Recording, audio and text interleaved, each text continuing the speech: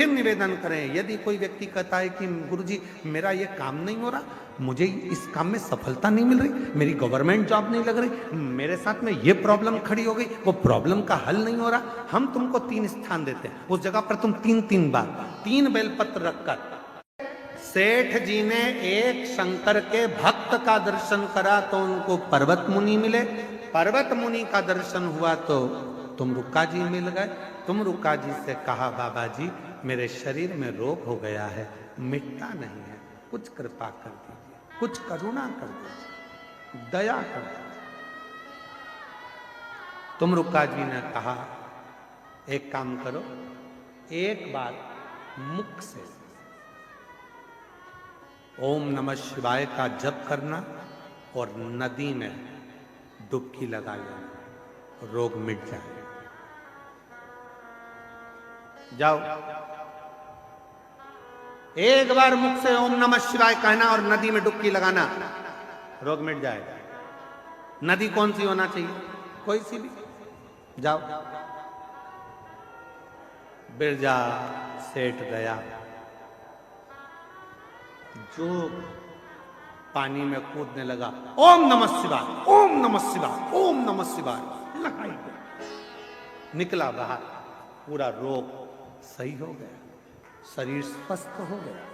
शरीर स्वस्थ हुआ तो दौड़कर तुमरुका जी के पास पहुंचा, तुमरुका जी से विनती करी, बाबा जी आपने कहा था आज मेरा रोग मिट गया। रोग मिट गया?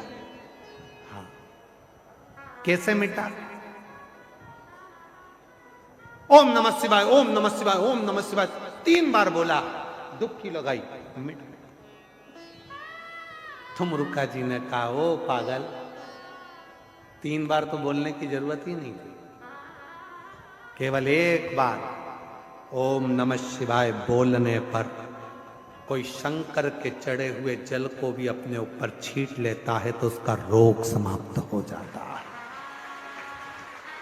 दूसरी बार 2 बार नमः शिवाय बोलकर जो शंकर के जल को अपने ऊपर छींट लेता है उसकी जिंदगी सुधरना प्रारंभ हो जाती है।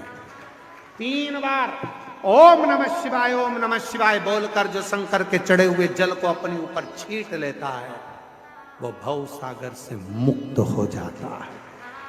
और तूने 3 बार बोल के डुबकी लगाने में केवल एक ही चीज मांगी, रोग मुक्ति। अरे पागल, जो काम 1 रुपए में हो सकता था तो 3 रुपए खर्ची गाय को करे? जो काम 1 बार बोलने में हो रहा है तो 3 बार क्यों बोला? 3 बार नहीं, 2 बार बोलता तो जिंदगी सवरे, 3 बार बोलता तो भव सागर पार उतर जाए। तुमरुका जी ने कहा सुन बिरजा सेठ, पृथ्वी पर मृत्यु लोक में जो मनुष्य भूल से भी एक बार भी शंकर की कथा के मध्य में बैठकर, शिव स्तुति में बैठकर, शिव चर्चा में बैठकर, शिव नाम में बैठकर भगवान शंकर का एक बार भी नाम ले लेता है तो उसका आधा बीमारी उसी जगह से कटना प्रारंभ हो जाती है, दुख कटना प्रारंभ। और कोई यदि शिव महापुराण की कथा में बैठकर 2 बार शंकर के नाम का उच्चारण कर लेता है तो उसकी जिंदगी वहीं से संवरना प्रारंभ हो जाती है। और यदि कोई 3 बार शिव के नाम का उच्चारण कथा में करना प्रारंभ कर देता है, बेलपत्र के नीचे शिव मंदिर में करना प्रारंभ कर देता है तो फिर वो भव सागर से पार उतरना प्रारंभ हो जाता है।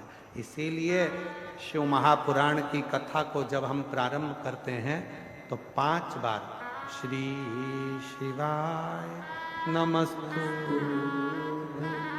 श्री शिवाय, और कथा का जब प्रारंभ होता है उस समय पर ओम नमः शिवाय, ओम नमः शिवाय, ओम नमः शिवाय। कितनी बार बोलते हैं?